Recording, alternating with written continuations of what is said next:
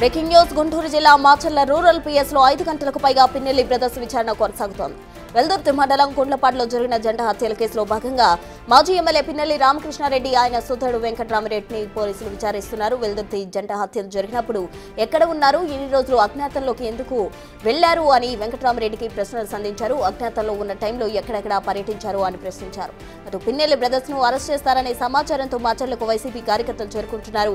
ఈ నేపథ్యంలోనే పోలీసులు డ్రోన్ కెమెరాస్తో మానిటరింగ్ చేస్తున్నారు.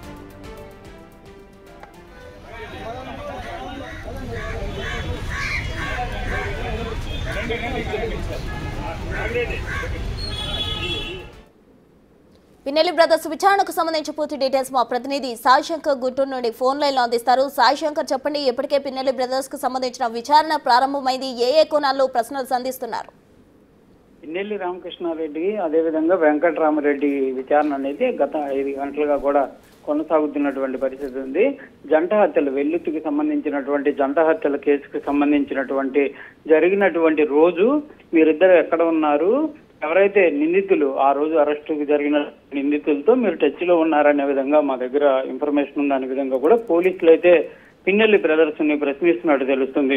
ఆ రోజు వారికి సంబంధించినటువంటి కాల్ డేటాకి సంబంధించినటువంటి లిస్టులు కూడా పోలీసులు తీయడంతో దానిని వాళ్ళ ముందుంచి ఎవరెవరు ఏ సమయంలో ఎవరెవరితో టచ్ లోకి వెళ్ళినటువంటి పరిస్థితులు ఉన్నాయి, అసలు ఈ జంట హత్యలు జరిగేటటువంటి సమయానికి ముందే మీకు ఇన్ఫర్మేషన్ ఏమన్నా తెలియటం జరిగిందా, ఒకవేళ తెలిస్తే పోలీసులకు ఎందుకు చెప్పలేదు అనే దానికి సంబంధించినటువంటి అంశాలపైన కూడా ప్రధానంగా కూడా ప్రశ్నిస్తున్నట్టు తెలుస్తుంది. దాంతో పాటు ఎన్నికల అనంతరం వెంకట్రామరెడ్డి అజ్ఞాతంలోకి వెళ్లడం జరిగింది. ఇన్ని రోజులు ఎక్కడ ఉన్నారు, ఎందుకు అజ్ఞాతంలో ఉండడం జరిగింది, పోలీసులకు సంబంధించి ఎందుకు కళ్ళు కప్పి తిరుగుతున్నటువంటి పరిస్థితి ఉందనే కోణంలో కూడా ప్రస్తుతం విచారణ చేపడుతున్నారు. ఆయనకి సంబంధించి హైదరాబాద్ లో ఉంటున్నటువంటి నేపథ్యంలో హైదరాబాద్ లో ఎక్కడ ఉంటున్నారు, దానికి సంబంధించినటువంటి అంటే ఉండేటటువంటి నివాసానికి సంబంధించినటువంటి వివరాలను కూడా పోలీసులు సేకరిస్తున్నట్టు తెలుస్తుంది. ఈ కేసుకు సంబంధించినటువంటి అంశంలో ఇప్పటికే సుప్రీంకోర్టులో వాళ్ళకి మధ్యాంతర బెయిల్ వచ్చినటువంటి నేపథ్యంలో రానున్న రోజుల్లో విచారణకి రావాలి కాబట్టి మేము ఎక్కడికి వచ్చి మిమ్మల్ని కన్సల్ట్ అవ్వాల్సినటువంటి పరిస్థితులు ఉంటాయి.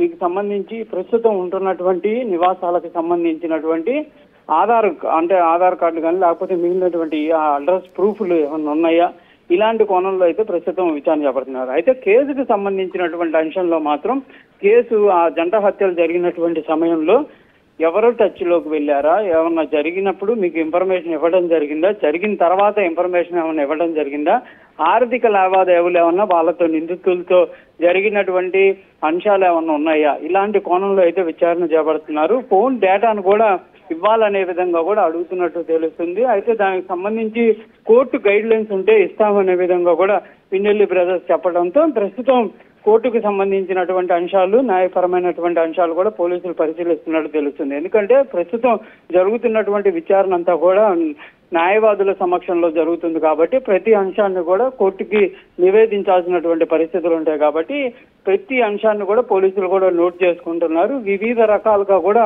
పిన్నెల్లి బ్రదర్స్ అయితే ప్రశ్నిస్తున్నట్టు తెలుస్తుంది. అయితే ప్రస్తుతం ఈ విచారణ కొనసాగుతున్నటువంటి నేపథ్యంలో మాచర్ల చుట్టుపక్కల గ్రామాలకు సంబంధించి వైఎస్ఆర్సీపీ పార్టీకి సంబంధించినటువంటి కార్యకర్తలందరూ కూడా మాచర్లకు రావాలనే విధంగా కూడా నిర్ణయం తీసుకొని వాళ్ళు గ్రామాల నుంచి కూడా మాచర్ల చుట్టుపక్కల ప్రాంతాలకు చేరుకున్నారు. అయితే పోలీసులు మాత్రం వాళ్ళని అనుమతిస్తున్నటువంటి పరిస్థితి లేదు. అయితే వాళ్ళు మాత్రం పిన్నెల్లి రామకృష్ణారెడ్డిని వెంకటరామరెడ్డిని అరెస్ట్ చేసే అవకాశం ఉందనే విధంగా కొంత గందరగోళం అయితే సృష్టిస్తున్నటువంటి నేపథ్యంలో పోలీసులు మాత్రం వాళ్ళు నిర్వహిస్తున్నారు. పోలీసులు కూడా ఈ అంశానికి సంబంధించి ఒకవేళ వాళ్ళని ఏమైనా అదుపులో తీసుకునేటటువంటి అంశం ఉంటుందా, విచారణ తర్వాత పంపించేస్తారా అనేది మాత్రం క్లారిటీ ఇస్తున్నటువంటి పరిస్థితి లేవు. కాకపోతే న్యాయమూర్తులు మాత్రం చెప్తున్నారు 6 గంటల వరకు సమయం ఉంది విచారించడానికి, 6 గంటల సమయం తర్వాత మాత్రం విచారణ కొనసాగించేటటువంటి అవకాశం లేదు అనే విధంగా వైఎస్ఆర్సీపీ పార్టీకి సంబంధించినటువంటి న్యాయవాదులు చెప్తున్నారు. మరి చూడాలి, ప్రస్తుతం ఇంకా విచారణ కొనసాగుతుంది కాబట్టి 6 గంటల తర్వాత కూడా విచారణ కొనసాగే అవకాశాలు ఉంటాయా, లేకపోతే